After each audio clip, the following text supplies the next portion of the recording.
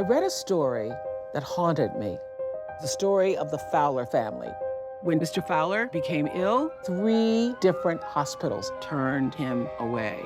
He went home, sat in his recliner, and died. And I wondered, how many other Gary Fowlers are there out there? We need to change an entire system. Doing no harm is not enough.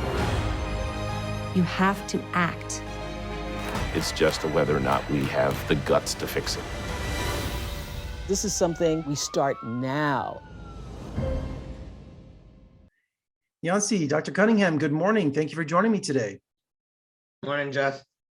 Good morning. First of all, a sobering and shocking documentary, The Color of Care. It opened my eyes. It brought me to tears.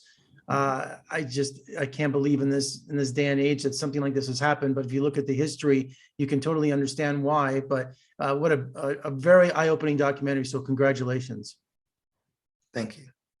And Yance, Oprah read something that made her stop in her tracks, in her own words. Tell us about the Gary Fowler story. So Gary Fowler is a man, family man, father, husband in Detroit, Michigan, who had cared for his own father, who contracted and died of COVID-19. And when he started showing symptoms of COVID-19, he went to 3 separate hospitals seeking treatment. Each of those hospitals sent him home, determining that he was not sick enough to be treated for COVID-19. Gary Fowler died of COVID-19. And Miss Winfrey was struck by this story, by the heartbreak that's at the core of the story, but also by the example of systemic inequities in access to healthcare and treatment that is at the heart of the Gary Fowler story, and that's where I come in. When her production company reached out to me to see if this was something that I would like to work with them on, I absolutely jumped at the chance because I recognized that while the COVID-19 pandemic was raging, health inequities, systemic inequities, racial inequities in healthcare were still happening. And Dr. Cunningham, I was surprised to learn that your zip code can determine how long you will live in this documentary. Yes. So health inequities have been known about forever. And one of the reasons why they exist is because of historic segregation in this country. So Black and brown people historically were not able to live outside of certain areas. And that segregation was put in place by legislative and laws and policies in our country that came from Congress and local laws. And so as a result of that segregation, Black and brown people live in areas that services are much, much less. So the resources available are much less. The hospitals don't have the x-ray machines. The x-ray machines that they do have are older. There's fewer people to read the x-rays, and on and on and on. Fewer personnel to care for people when they come to the ER in extremis, as is shown in this movie. So yes, it is striking. And so the balance of resources in our country for healthcare are not evenly distributed. And that's something we need to take a look at. And one of the things that this movie really brings to light. And Yance, the pandemic split us apart to those who could protect themselves, others who couldn't, especially with the Gary Fowler story. And it shined a light on the disparity of healthcare. Some of your testimony in this documentary is just heartbreaking. Was there no shortage of people who wanted to come forward and tell their story? We got really lucky. We fanned out across the country looking for people who wanted to tell their story. And we made this film during the pandemic. So it wasn't actually easy to find people who could really, sort of be in a place where they could be in their grief and also share the lessons of their grief with us at the same time. And so that makes it even more extraordinary and makes the families who did come forward and participate in the film that much more laudable, because they came to us in the midst of grief and in the aftermath of terrible loss. because they know that human stories are the best way through to people's hearts and minds. And ordinary people sharing their everyday experiences is the heart and soul of this film. We can talk about statistics, and there certainly are really eye-opening statistics in the film that I think are really important for people to know about.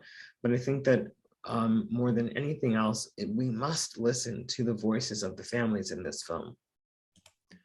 And Dr. Cunningham, I was astonished that the link of legacy of slavery and medicine were connected.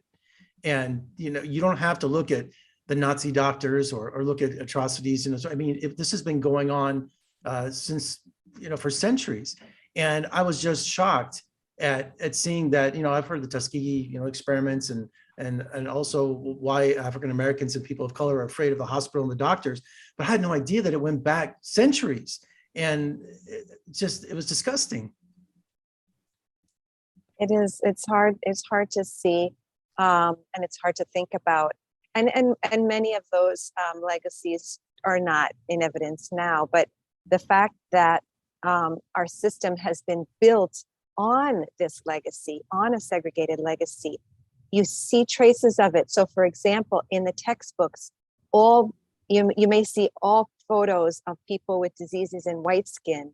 And that's because it's a problem when you have a patient in front of you who may be suffering from low oxygen and you don't know where to look to see that cyanosis or that, blueness, or the pulse ox machines we found are all made for white skin. So when you put that pulse ox machine on a person who has darker skin, it doesn't pick up the same. So you're looking at the number and you think that the patient's okay, but the actual oxygenation is much lower. So these are the remnants that are coming through and the things that we're working on changing at this point.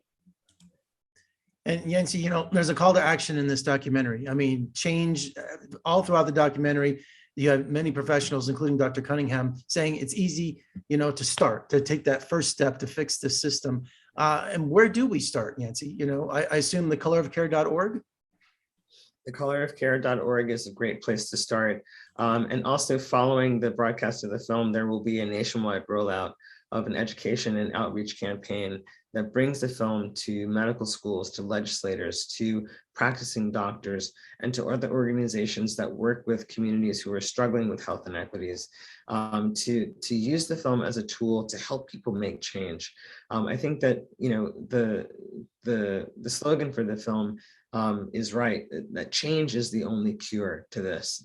And the broadcast of this film and people's response to this film can be the beginning of that change. Well, congratulations on a sobering documentary. Thank you for the education. And, I've heard of many stories about people being denied healthcare because of insurance, all about money, but this was just outrageous in the 21st century. So thank you both for joining me today, and let's talk again soon. Thank you.